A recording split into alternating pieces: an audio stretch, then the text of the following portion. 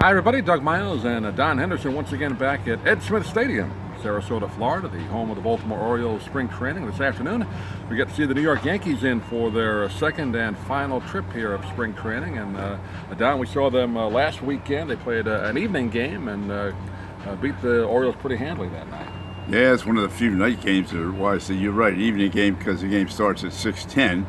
But before we do anything, happy St. Patrick's Day to everybody. We're here at the ballpark on Sunday, and this is St. Patrick's Day, and a lot of things to talk about, not only the two clubs, but a number of rule changes that we'll touch on some of the highlights. I know they'll be wearing the green caps. They always do that here in Sarasota when they play the home game on St. Patty's Day. So fans that get to see the game on TV will see that. But yeah, let's go through that, Don. That was kind of the big story of the week in baseball. They've been talking about it for a while, the rule changes, but some for 2019 and some for 2020. But I guess we'll start off right at the top of the list. They're going to cut the time down between innings, at least half innings, for commercial breaks, about 30 seconds on average. Yeah, they have the option. The network has the option of cutting it down to 2 minutes rather than 2 minutes 30 seconds.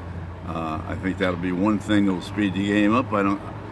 You get too many commercials sometimes.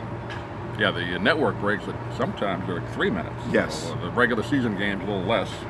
So that's about 30 seconds an inning. So that's about a minute an inning, maybe 18 minutes. They'll shave off the length of the game, hopefully. We'll see what happens.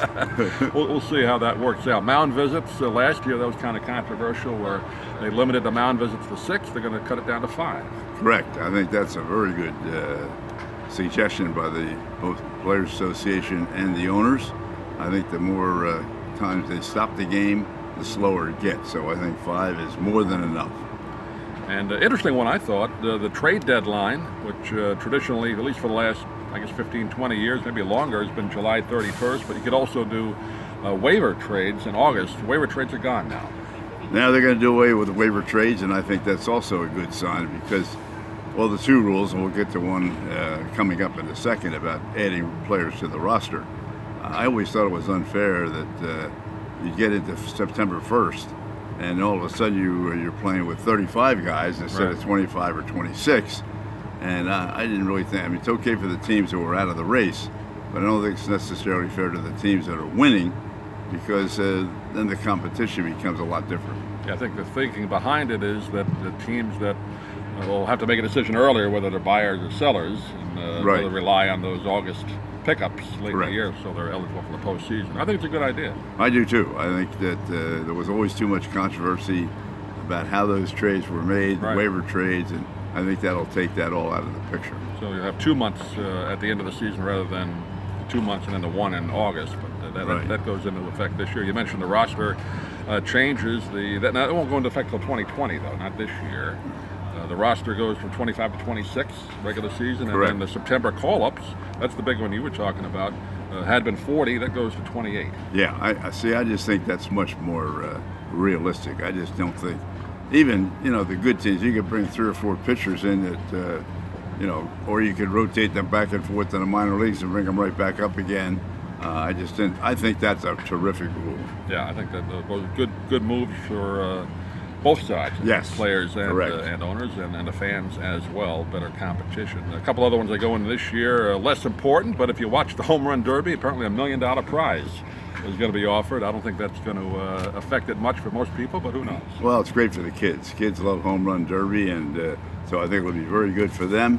I'm not a great fan of Home Run Derby, but it's part of the AllStar show. Seems to be that gets higher ratings sometimes than the game itself. Exactly. But somebody's putting up $1 million. I don't know if a sponsor is or the league, whatever. $1 million prize. And the AllStar Game is going to have, I didn't really fully understand it, but they're going to have an election day where I guess somewhere they'll get to the 3 people that maybe the fans select or teams and fans select together, and they'll have an election day, and the people can vote on that day. That wasn't really... it wasn't clear. It wasn't detailed the way I would like to have seen it, but they've had so much controversy over the over the players in the All-Star Game. They're trying something new. Yeah. And again, the All-Star Game is not what it used to be. I was watching some of the classic ones from the late 60s have been on TV. YouTube, you can watch them, and boy, just the rosters and the game meant something to those guys. It's not the same anymore. No, well, it's within a league play, you're playing the teams, mostly all the teams anyway. And the competition between the American League and the National League was really fierce at one time. Yeah. Now, it really doesn't make a difference. It's just an exhibition game. Another rule that goes in 2020, I don't think it's this year, I think it is 2020, the minimum of 3 batters faced per Yes, pitcher. and I'm in favor of that 100%. Bringing a pitcher in, throwing one pitch unless it's the end of an inning, I think, Or an injury. Yeah, I think that's ludicrous. I think you bring a pitcher in, he's got to stand for at least 2 or 3 batters. I love that rule. Yeah, that'll shave off the 10 minutes in the length of game At least. with that. And the other one was injured reserve goes from 10 days to 15-day minimum. I don't know if that's a big deal to the fans, but to the teams it means something. Correct. I think you're really doing stuff now. When you put somebody on the injured list, it means you got to stay there for quite a while, and you have to really decide whether you want to do that or not. The other thing was that we didn't touch on was the clock during the game. We've seen it here at every exhibition game. I talked to Billy Warndell on his show about it the other day. They hadn't seen it, and I think it's been terrific. I think the games have moved right along. The players have to be on the field. The pitcher has to be ready. The clock's running all the time. They're not going to use it this year. Right. I think they are in the minor leagues, but not in the major leagues.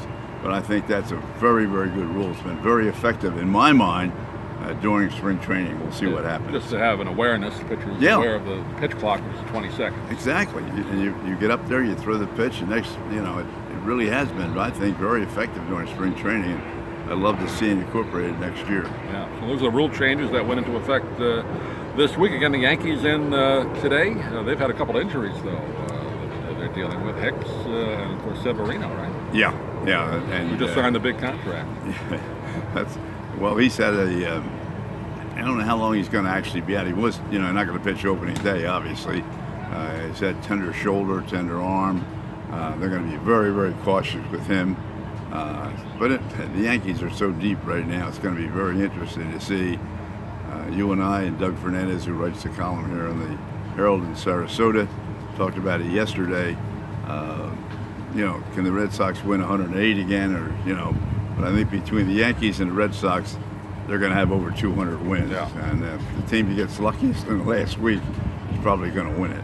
Rays 190 last year. I don't know if they can do it again, but they're hoping they can make a dent in it this year. We haven't had a chance. You saw them earlier this year. They're in a very, very difficult spot. I mean, when you have the Red Sox and Yankees in front of you, your chance of getting to the playoffs are pretty slim.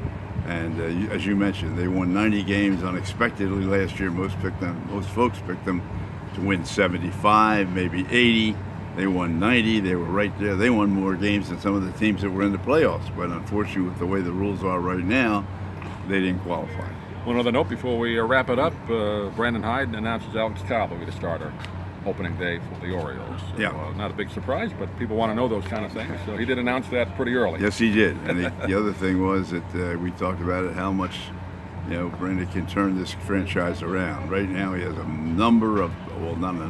great number of young players who haven't really been tested that much. Disastrous year for Buck last year.